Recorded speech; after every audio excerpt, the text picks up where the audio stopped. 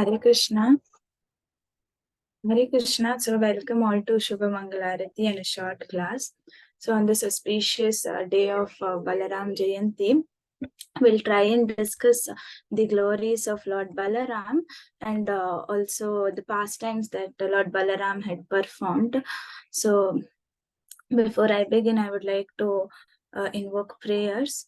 Om Ajnanatimirandhasya Gnananjana Chakshurunmilitam Yena Tasmai Shri Gurave Namah Shri Chaitanya Manobhishtam Stapitam Yena Bhutale स्थापितं येन भूतले स्वयं रूपकथामयं दधान्ति स्वपदान्तिकं वन्देऽहं श्रीगुरु श्रीयुतपदकमलं श्रीगुरुं वैष्णवांश्च श्रीरूपं साग्रजातं सहगण रघुनाथान्वितं तं स्वजीवं साद्वैतं सावधूतं परिजनसहितं श्रीकृष्ण चैतन्य देवं श्रीराधा कृष्णपादान् सहगण ललिता श्रीविशाखान्वितांश्च हे कृष्ण करुणा सिन्धु दीनबन्धु जगत्पते गोपेश गोपिका कान्त राधाकान्त नमोस्तुते तप्त काञ्चन गौरांगी राधे वृंदावनेश्वरी वृषभानुसुते देवी प्रणमामि हरिप्रिये वाञ्छाकल्पतरुभ्यस्य कृपा सिन्धुभ्य एव च पतितानां पावनेभ्यो वैष्णवेभ्यो नमो नमः। जय श्री कृष्ण चैतन्य प्रभु नित्यानंद श्री अद्वैत गदाधर श्री वासादि गौर भक्त वृंद हरे कृष्णा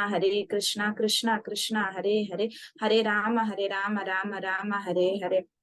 नमो विष्णुपादाय कृष्ण प्रेष्ठाय भूतले श्रीमते जय पताकस्महामनित्य नामन नमो आचार्य पदाय निताय कृपा प्रदाय गौर कथा धामदाय नगर ग्राम तारे नमो विष्णुपादाय कृष्ण प्रेष्ठाय भूतले श्रीमते भक्ति वेदांत स्वामी नित्य नामने नमस्ते सारस्वते देवे गौरवाणी प्रचारिणे निर्विशेष शून्यवादी पाश्चात्य देश। Hare Krishna. So today being the appearance of Lord Balaram, and we are all geared up to even celebrate Krishna Janmashtami in a couple of days. So we will discuss about the glories of Lord Balaram and all the wonderful and beautiful pastime that he has performed, and what does these pastime represent, and what lessons can we draw from these pastime.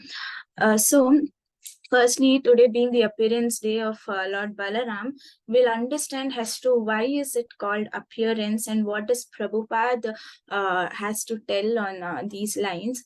So why is that we tell the Lord has appeared, or why don't we address it as the Lord has taken birth? So we've all read it in Bhagavad Gita. So Krishna is being existing even before the material creation, and even at the time the material world was created, and even after the annihilation of this material world, Krishna continues to exist. So Prabhupada in one of his lectures tells as to why do we call it as the appearance of the Lord, or the Lord has appeared. So he gives a very beautiful example of sunrise and sunset. So we tell that the sun rises and the sun sets. So there is no time that the sun dies. So it is just that the sun rises at a particular period of time, and after a certain period of time the sun sets down. So similarly, even the Lord he descends and then after the purpose for which he is descended has been accomplished, he disappears. So there is no point wherein God dies. So there is no death for the Lord, and he is eternal. So in Bhagavad Gita, Lord tells that why he descends. So paritrayana sadhuna vinashaya cha dushkrita dharma samsthapanartaya sambhavami yuge yuge. So the Lord, before even he appears, so we as materialistic conditioned soul, we don't get to decide who our parents are and what place do we like to appear in. So who can be our relatives and what are we going to do. So all this is not being predetermined. But in case of the Lord, it is not so, because he's the supreme personality of Godhead who is descending. So the Lord beforehand decides the place that he wants to appear in, who are his parents, and what is he going to do even after he appears in this material world. So he tells that he will re-establish, take out the irreligiosity that has been prevailing, and he'll re-establish dharma, and most importantly, he comes down to protect his devotees. So the senior acharyas tell that Krishna is so potent that even just by staying at his abode, he can just think. Just by his thinking, he could have destroyed all the asuras. He doesn't have to descend to this material creation. But the acharyas give a wonderful point as to why Lord descends to this material creation, and the acharyas mention the most important thing is to protect devotees and to develop that intimate relationship with the devotees. So that is how how merciful the Lord is, because he tells that aham bhakta paradhino, so he is controlled by his devotees.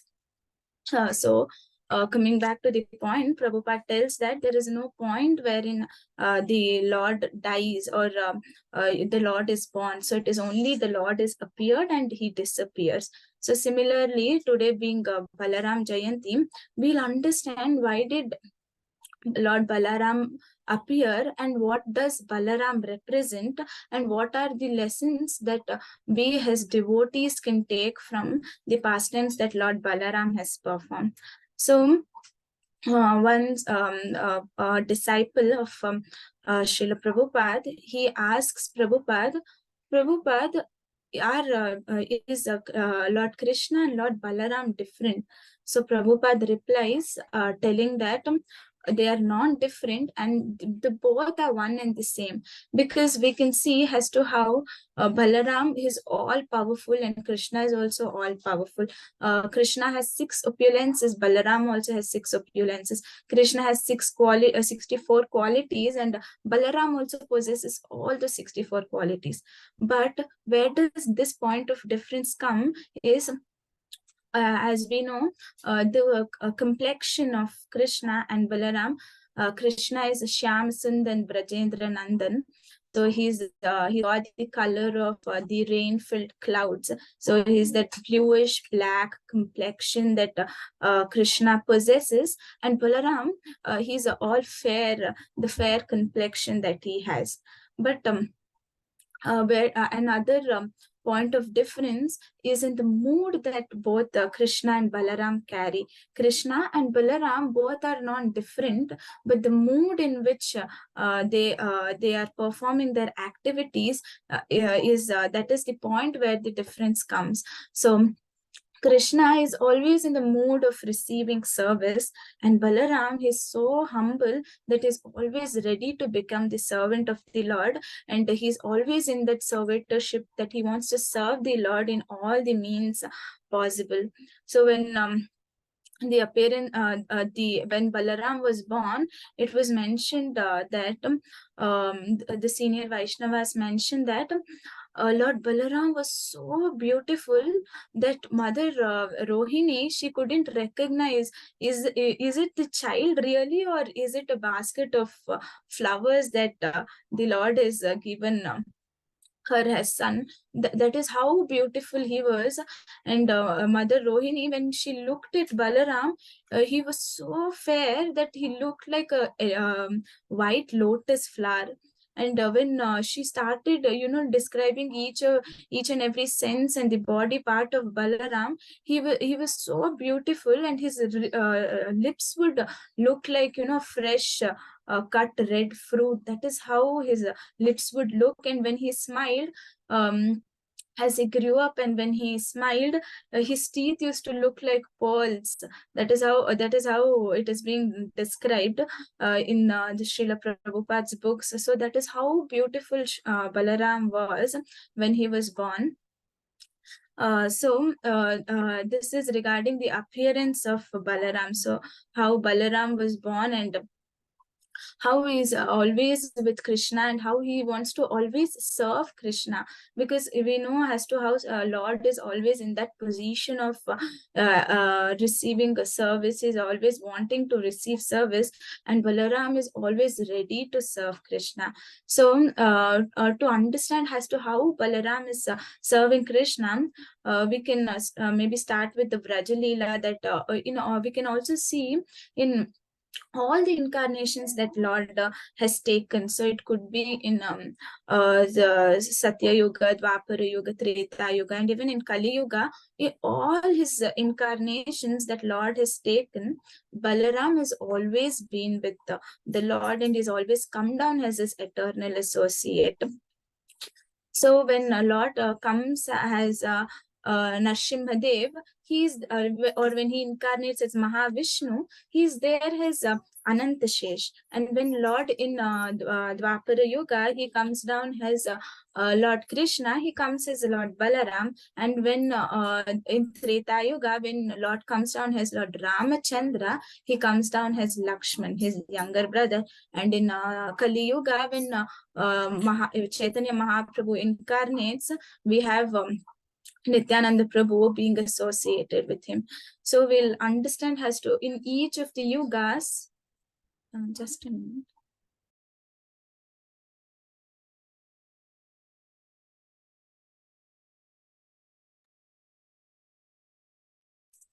Sorry for the interruption. So when the Lord incarnates in each of these yugas, we'll understand as to how Lord Balaram is extending his service to Krishna. So one of the senior Vaishnava that I was listening the class from, he was mentioning when the Lord descends as Krishna, when Lord comes down during his pastimes in Vrindavan. So at that point of time,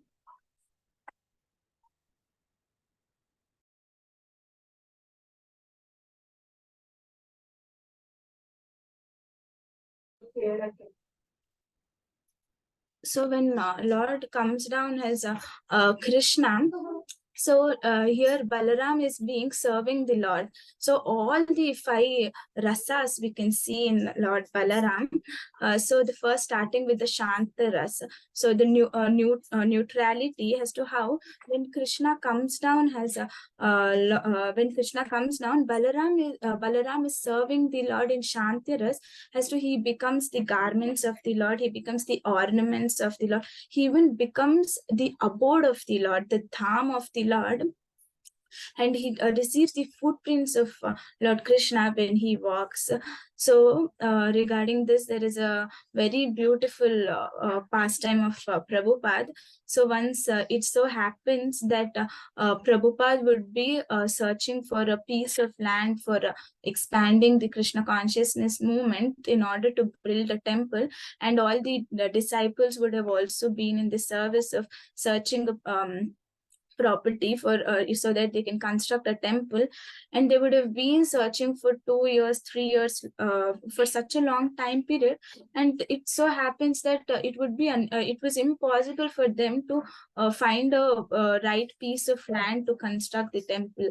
So they go approach Prabhupada, and Prabhupada tells, why don't you go pray to Balaram? So because he's descending as the abode of the Lord, the holy dham. So Prabhupada tells, why don't you go approach Balaram? And then when the devotees pray to Balaram, and it so happens that in the dream of one of the disciples of Prabhupada, Balaram comes, and Balaram tells that I will arrange for the tract of land, and Balaram finds the right tract of land. So this is how the servant of the Lord Balaram is always ready to serve the Lord. So because he descends as the holy dham, we can see he descends as the holy dham of Mayapur, Vrindavan. And when we go to these holy dham, what happens is we step on the dham. So yeah, even in spite of that, Balaram is ready to take all these. We step on the dham, and the dog urinates on the dham, or we spit on the dham. In spite of all this, Balaram is ready to serve. And why is it so? Balaram tells, if the devotees are coming and they're ready to have darshan, then I'm ready to serve the devotees who are going to come and have darshan of the Supreme Personality of Godhead. So that is the mood that Balaram is. So he's always ready to serve the Supreme Lord. And the second ras is the Dasya ras. So even in the Krishna book that Srila Prabhupada has written, we can see there are many pictures, and one of the pictures depicts that Balaram is massaging the lotus feet of Krishna. So he's showing us to how do we serve the Supreme Lord, and he himself is depicting it. And the next rasa that Balaram shows is the Sakya rasa, or the friendship, the mode of friendship that Balaram carries. So Balaram, even though he's the elder brother of Krishna, he did not have that relationship of a brother. He used to always treat Krishna as his own friend. So it was said that how Balaram would, make fun of Krishna in front of all of his friends. He used to tell Krishna, when all the friends of Krishna were present and all the Gopa boys were present and they were, playing. At that point of time, just to make fun of Krishna, Balaram used to tell Krishna, I am going to tell you a very big secret. So are you ready to hear it? And then when he starts telling, and Krishna, is all eager because his elder brother is going to tell him something so fascinating. So then Krishna tells, yes, brother, please go on. And when Balaram starts, he tells that, Krishna, do you realize that Nanda Baba, your father, is fair, and Yashoda Maya, who is your mother, she is also fair, but you are of, darker complexion. So have you realized why is it? And then Krishna tells, because he's a very, little boy at that point of time, he tells that, brother, I do not know. And maybe that is that is how, Narayana has sent me. And then Balaram tells, no, I am going to reveal a secret to you. So he tells, Krishna, you don't belong to Nanda Baba or Yashoda Maya. You were purchased in an open market. And listening to this, Krishna, he's all in tears and he runs to Yashoda Maya, complaining about Balaram that, mother, she's, making fun of me in front of all my friends. And Krishna is crying and crying, and then he tells Yashoda Maya that, because I am also dark, make brother Balaram also even I want to become fair like Balaram, because Balaram is fair and he thinks, just because you all are fair and I am dark, I am not your son, so make me also fair. And then Yashoda Maya, she realizes that Krishna is so dark that he can't be made into a fair complexion. So she decides to make Balaram into the dark complexion and to match Krishna's complexion. So she colors Balaram black, and even till today, there is a deity of Krishna and Balaram, and wherein both Krishna and Balaram, they are of darker complexion. So in this way, Balaram used to pull the legs of Krishna and make fun of him. And the other Leela that the other mood that he appears is in Vatsalya Rasa. So Balaram is so caring about Krishna because he's now descended as the elder brother of Krishna. So he shows that love and compassion and a parent affection towards Krishna. So whenever they used to go to the forests of Vrindavan grazing the cows, Balaram was so protective about Krishna. And whenever Balaram used to walk faster because he's, elder to Krishna. So when he used to walk at that speed, he used to place his plow down in the direction of right or left, so that Krishna doesn't get lost, and he takes the right direction and Krishna is all safe. So that is how loving and caring Balaram was towards Krishna, being his elder brother. And the last rasa is the Madhurya rasa. How Balaram becomes Anagha Manjari, that is the younger sister of Radharani, and she takes part in the Rasa Leela that Krishna performs in Vrajadham. So she descends as Anagha Manjari, that is the younger sister of Srimati Radharani, and she takes part with all the Rasa Leelas that Krishna performs. So it is being mentioned by the Acharyas that Anagha Manjari, she was so respectful to Srimati Radharani, being her elder sister. So in the land of Vrindavan, whenever she used to walk, and if by chance Anagha Manjari would find the footprint of Radharani, she never would cross over it, or she would not stamp or make her foot stamp on the same area where Radharani has put her feet. So that is the amount of respect Lord Balaram, when he descended as Ananga Manjari, would give to Radharani. And this was when Krishna and Balaram, when Balaram descends with Krishna performing Vraja pastimes. And when Lord Ramachandra comes down, Lord Balaram comes as Lakshmana, his younger brother. So it is said that when Lord Ramachandra was sent to exile for 14 long years, that time even Sita Mata, she also said that, even I will come along, I will go along with my husband, because she's Ardhangini, the wife is the Ardhangini of the husband, the better half. So it was the duty of Mother Sita to go with Lord Ram. But when we see Lakshmana, he was so surrendered in spite of being his elder brother.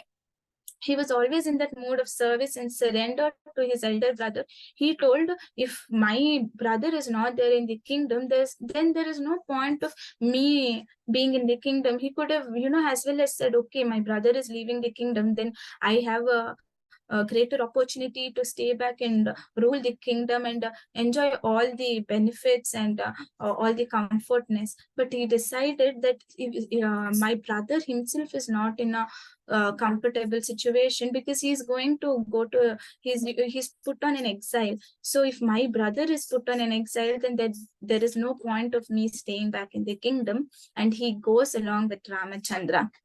And not only going with the Lord, he serves the Lord in the entire 14 years that they were put in exile.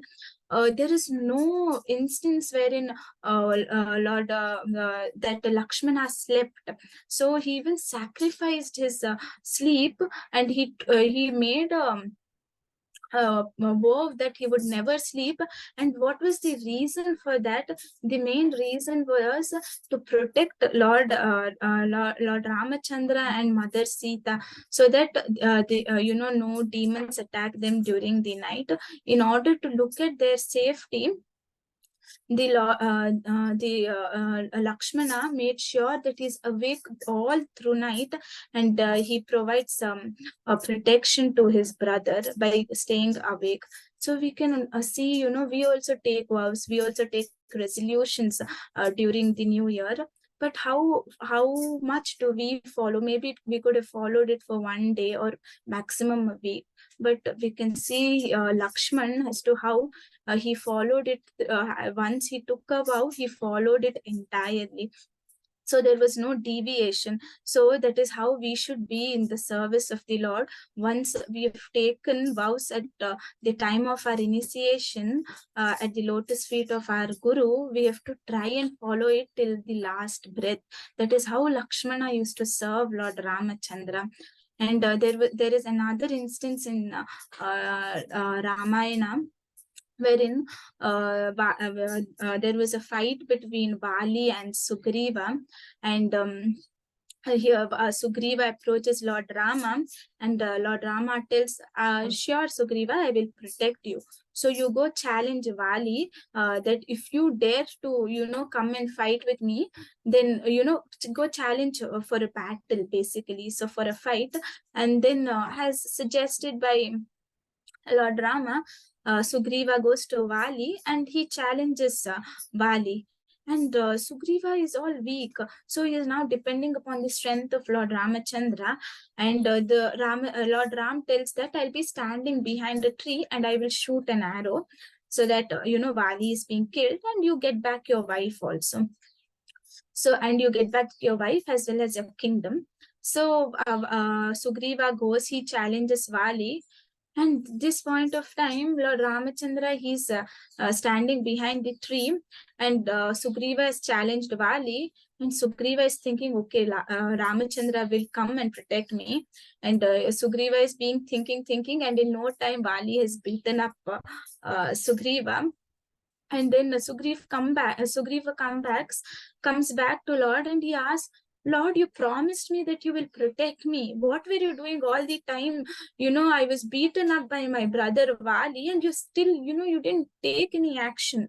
Then Lord Ram tells that, you and your brother both are in the family of monkeys, and both of you look alike. So I couldn't differentiate you.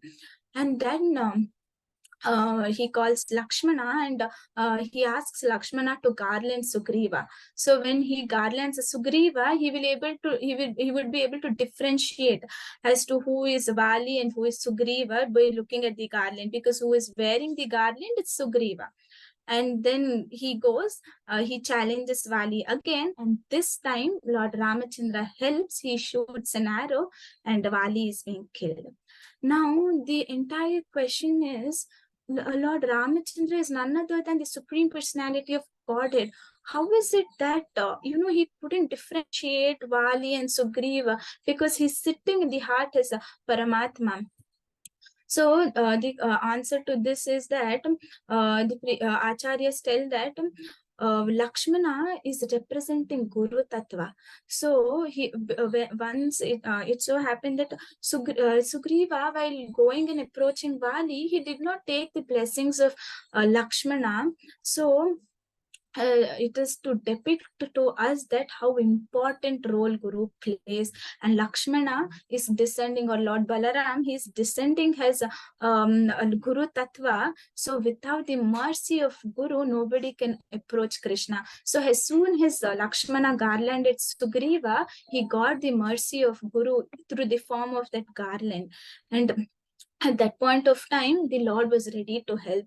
So it is impossible to approach it is impossible to approach Krishna without Guru. And that is how significant the role of Guru becomes. So emphasizing on the same Guru Tattva, we can see how Lord Nityananda and Chaitanya Mahaprabhu comes down in this age of Kali and spreads the holy name of the Lord. So we are all aware of the famous pastime of Jagai and Madai, the entire setup of the scene as to how Jagai and Madai were such sinful people, and it is being said that they used to refer to Manu Samhita and see what are all the sins that is being mentioned in the Shastras and Puranas that should not be performed, and they used to read them and they used to perform the same thing. And even it is said that even if a committee of members were set up by Yamadutas by the Yamadutas to see as to what sins have they committed, and to make a note of all of it, and to provide and to give punishment to the same. It is said that it was impossible even to make a note of all the sins that they have committed, because that was the number of sins and abominable activities that they had committed. So it would require lifetimes to even just make a note of it. So that to such fallen souls and such sinful person, we can see as to how Nityananda Prabhu was all ready to give the real Chintamani, the Harinam Chintamani, the holy name of the Lord to them. So Chaitanya Mahaprabhu said, he actually instructed Haridas Thakur and Lord Nityananda to go to every door and door to door and to ask them to chant the holy name of the Lord.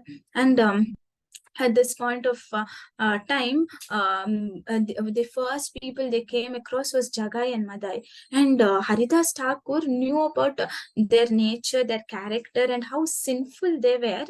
And he immediately tells Nityananda Prabhu, let's not approach them, because our lives are more important for us, because you don't know when these people will get all angry and kill all of us, because they're always in that intoxication, and they do not have the sense control.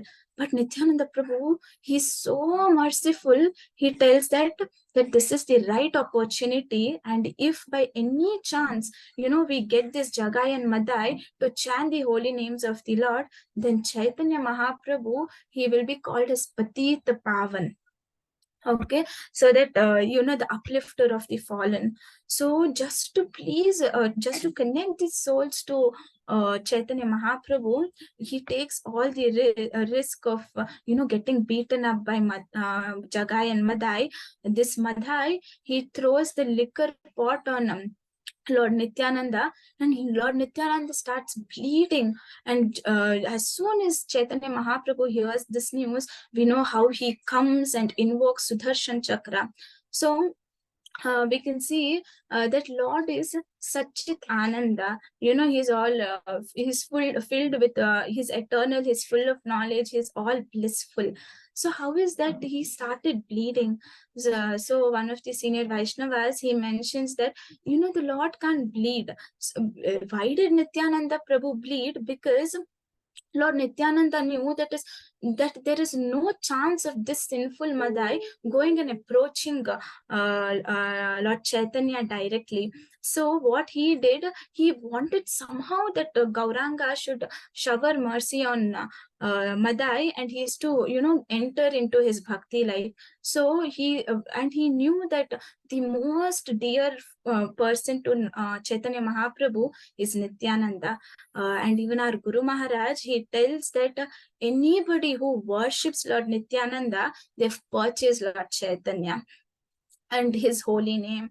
So as soon as Chaitanya Mahaprabhu hears that Nityananda is all hurt, he comes all running, and at this moment he invokes Sudarshan Chakra.